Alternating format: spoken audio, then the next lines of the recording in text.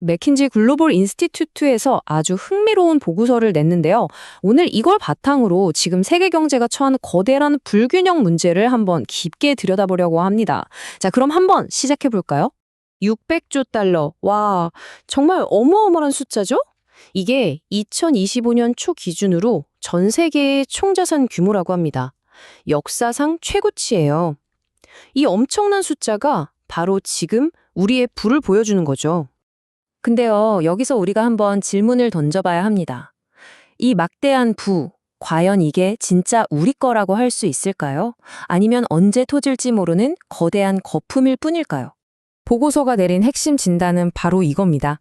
전 세계의 자산이랑 부채가 그걸 뒷받침해야 하는 실물 경제보다 훨씬 더 빠르게 불어났다는 거예요.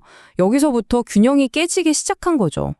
자, 그럼 먼저 이 문제가 대체 왜 생겼는지 그 본질부터 한번 파헤쳐 보겠습니다. 이 엄청난 부, 도대체 어디서 온 걸까요? 이 그래프를 보시면 정말 흥미로운데요. 2000년 이후에 늘어난 가계자산을 분석해 보니까요, 무려 3분의 1 이상이 바로 종이회 자산이라는 거예요.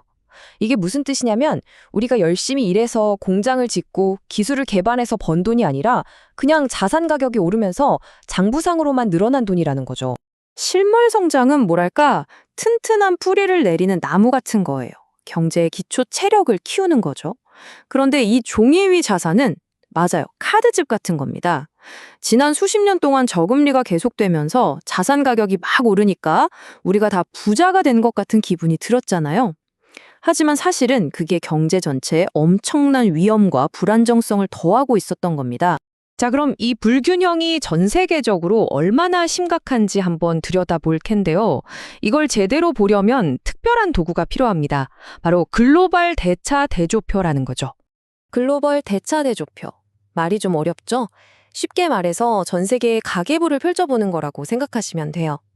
단순히 올해 얼마 벌었나, 즉 GDP만 보는 게 아니라 전 세계가 가진 자산은 얼마고 빚은 또 얼마나 되는지 이걸 한눈에 쫙 보여주는 겁니다.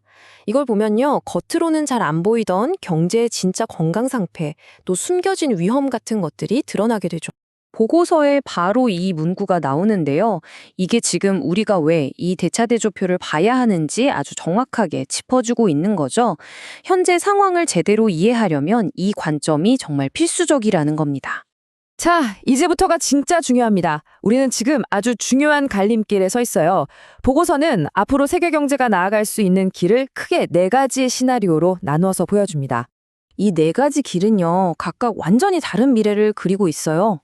생산성을 폭발시켜서 위기를 극복하는 길, 아니면 인플레이션을 이용해서 빚을 슬쩍 녹여버리는 길, 또다시 저성장의 늪으로 빠져드는 길, 그리고 최악의 경우 자산 거품이 한순간에 붕괴하는 길입니다.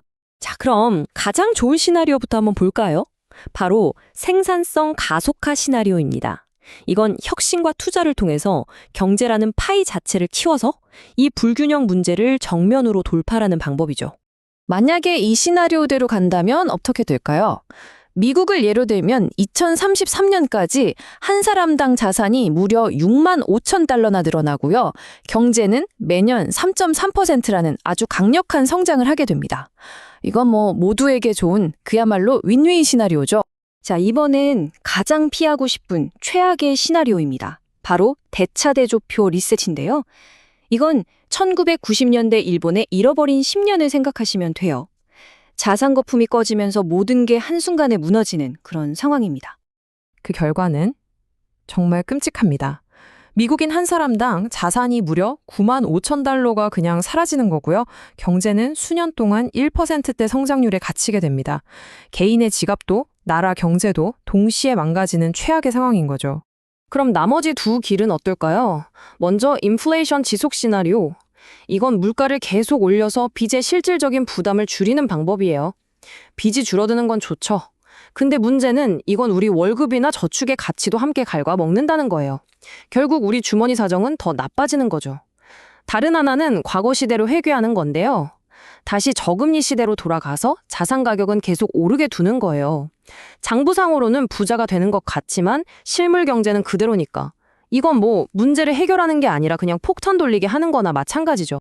그렇다면 우리가 가야 할 길은 명확하죠. 바로 생산성 가속화. 최상의 시나리오를 현실로 만들기 위해서 우리는 그럼 대체 뭘 해야 할까요? 이제부터 그 해법을 이야기해 보겠습니다. 보고서가 내놓은 처방전은 놀라울 정도로 간단하면서도 아주 강력합니다. 미국은 저축을 더 많이 하고, 유럽은 투자를 더 많이 하고, 그리고 중국은 소비를 더 많이 해야 한다는 거예요. 이 세 경제 주체가 각자의 역할을 하면서 톱니바퀴처럼 맞물려 돌아갈 때 비로소 세계 경제가 다시 균형을 찾을 수 있다는 겁니다. 자, 이런 거대한 경제 이야기가 나랑 무슨 상관이야? 싶으실 수도 있어요. 하지만 절대 그렇지 않습니다. 앞으로 우리가 어떤 길을 선택하느냐에 따라 바로 여러분, 우리 각자의 자산이 직접적인 영향을 받게 됩니다. 만약 우리가 생산성을 높이는 올바른 길을 선택한다면요, 2033년까지 미국인 한 사람당 늘어날 수 있는 자산이 바로 이겁니다. 6만 5천 달러. 여러분의 미래에 더해질 수 있는 아주 구체적인 기회인 거죠. 하지만 만약 우리가 잘못된 길, 예를 들어 대차대조표 리셋의 길로 들어서게 된다면 이건 우리가 잃게 될 돈입니다. 마이너스 9만 5천 달러. 이건 그냥 숫자가 아니에요. 우리가 수년간 땀 흘려 모은 돈과 미래의 계획이 한순간에 사라진다는 뜻입니다. 이 선택의 무게 느껴지시나요? 이 문제는 어느 한 나라만의 숙제가 아닙니다. 미국, 유럽, 중국 같은 주요 경제권 모두가 함께 풀어야 할 글로벌 과제고요. 그 결과 역시 우리 모두가 함께 겪게 될 겁니다. 지금 전 세계의 부는 말 그대로 아슬아슬한 균형대 위에 서 있습니다. 우리는 생산성이라는 날개를 달고 더 높이 날아오를 수도 있고 아니면 이 불균형의 무게를 이기지 못하고 추락할 수도 있습니다. 과연 우리는 어떤 길을 선택하게 될까요? 그 선택은 바로 지금 우리 손에 달려 있습니다.